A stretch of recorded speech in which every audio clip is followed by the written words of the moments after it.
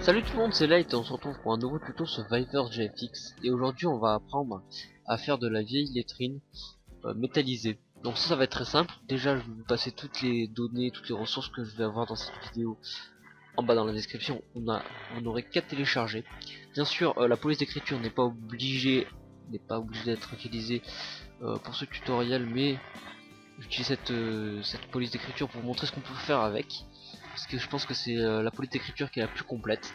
Et du coup on va commencer de suite. Donc du coup pour ce logiciel on va devoir utiliser, on aura besoin plutôt de Photoshop. Toutes les versions sont bonnes. Alors les versions craquées, enfin certaines versions craquées au niveau des brushes, on aura besoin de brushes.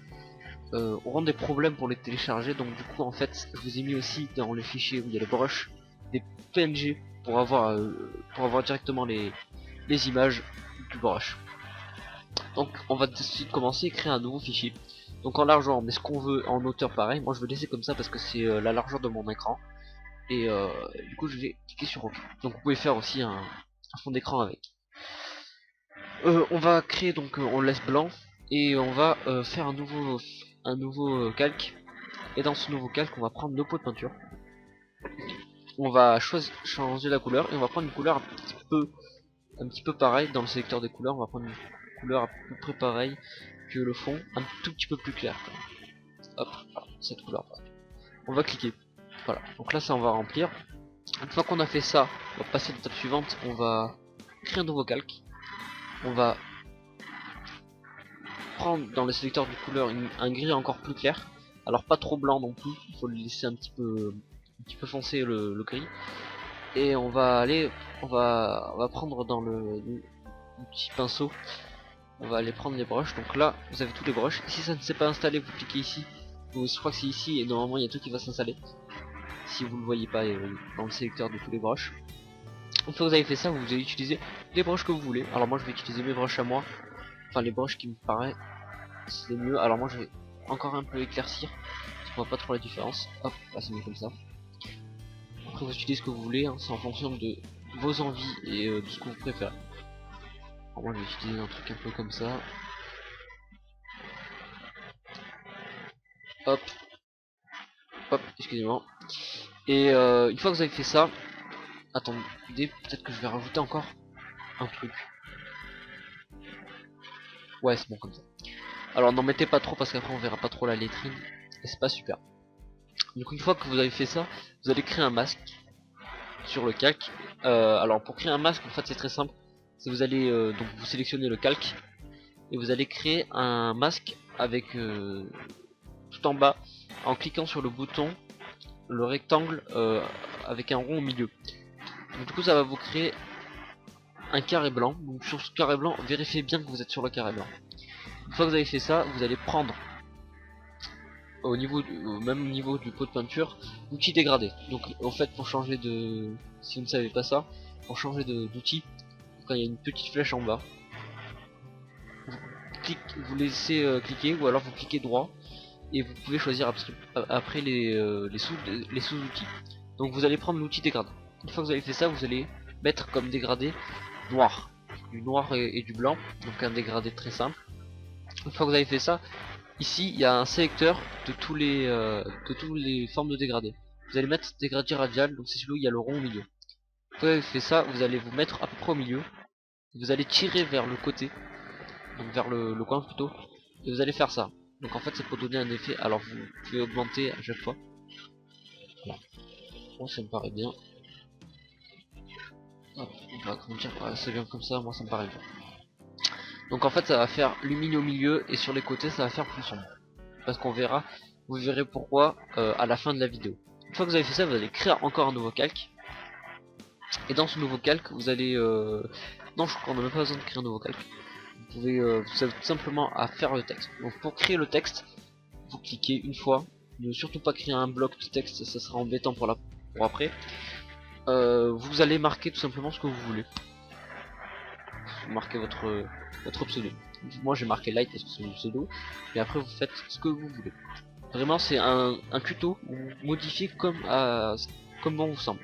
Donc une fois que vous avez fait ça, vous allez cliquer droit sur l'outil, sur le mot que vous avez marqué dans les calques. vous allez plutôt appuyer sur option de fusion. Une fois avoir fait ça, vous allez cocher biseautage et estampage, cocher les contours, et dans biseautage et estampage, et pas dans le contour, il faut faire attention, vous allez modifier ça. Donc en fait on va augmenter la taille à peu près à 13 au niveau de la structure, et augmenter à 3 au niveau du fond. Au niveau de l'ombrage, là on aura fini pour ici. Au niveau de l'ombrage, on va peut-être un peu augmenter à 300, on va augmenter. Au niveau de la profondeur, au niveau de l'ombrage, on va mettre en contour brillant, on va mettre ça. Alors ça c'est très important, c'est ce qui va tout modifier.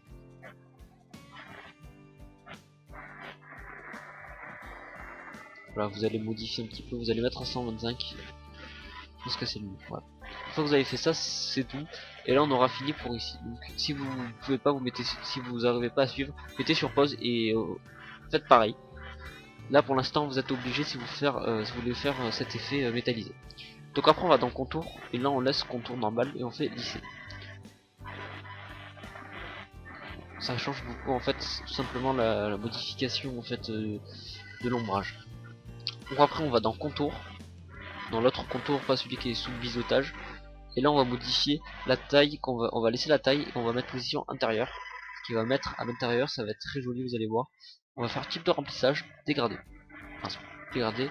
Et dans dégradé on va cliquer, on va choisir le dégradé. Alors il est déjà de base normalement sur tous les Photoshop, c'est celui où il y a marqué cuivre. Prenez l'effet cuivre, et ça va faire un effet comme ça. Vous baissez un tout petit peu l'opacité. Voilà, du coup ça va faire un bel effet.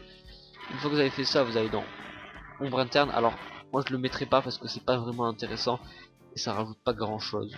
Du coup je le décoche. Vous n'êtes pas obligé de le mettre. Après vous allez sur lueur interne. Vous choisissez la couleur ici, vous la mettez vers le orange à peu près. Vous pouvez toujours modifier les couleurs comme vous voulez. Moi je mets orange parce que je trouve que ça fait plutôt joli par rapport à ce que je veux faire. Vous laissez comme ça, vous faites juste lisser et là au contour, alors je crois qu'on va falloir modifier comme ça, mais on verra pas grand chose tout simplement parce que j'ai mis trop petit. Et on va baisser un tout petit peu l'opacité à 50, je la mets. Après on va dans le satin et là on laisse parfaitement comme c'est. On va juste mettre ce mode de fusion. On va mettre ce mode de fusion pour faire encore lisser. Après on va dans incrustation de couleur. Hop, vous n'êtes pas obligé de le mettre, on va le mettre à la fin ça. On va passer directement à lueur externe pardon. Et là vous allez modifier. Vous allez mettre la même couleur. Là en taille vous allez mettre, vous mettez à 3, voire à 3, et là vous baissez l'opacité à 50, même à 20%. Allez, 25. Après vous allez mettre dans ombre portée, et là vous allez faire tout simplement une ombre portée. Une fois que vous avez fait ça, on va passer à la cristation de couleur. Alors ça va être très simple à faire, vous avez juste à choisir la couleur que vous voulez. Vous choisir une couleur un petit peu comme ça, quelque chose d'assez terne. Et du coup là vous avez fini. Alors vous pouvez toujours modifier les options de fusion à votre comme vous voulez, comme ça vous plaît. Une fois que ça a été fait, on va tout simplement passer au final. On va prendre donc l'image que je vous mets dans la description. Et dans cette image mise dans la description, c'est tout simplement un light shining. Donc si vous savez pas ce que c'est, vous avez des photos sur internet, je vous expliquerai après. Bien sûr vous n'êtes pas obligé de prendre la light shining que je vais vous montrer là. Vous l'agrandissez au maximum, c'est pas grave si elle est pixelisée. Et vous la mettez à peu près dans le coin, voilà comme ça ici.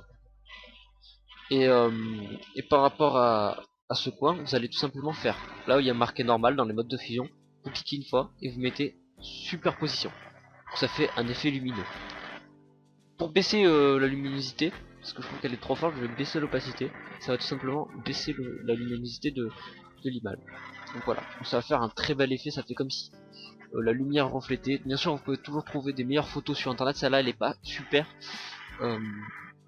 Mais comme vous voyez la superposition ça change rien au niveau de la pixelisation. Donc là on a fini. Du coup je vais vous dire à prochaine fois. Après pour le rendu, si vous voulez internet c'est très simple, hein, pour ceux qui ne savent pas, vous allez tout simplement enregistrer pour le web. Comme ça compresse et le fichier sera moins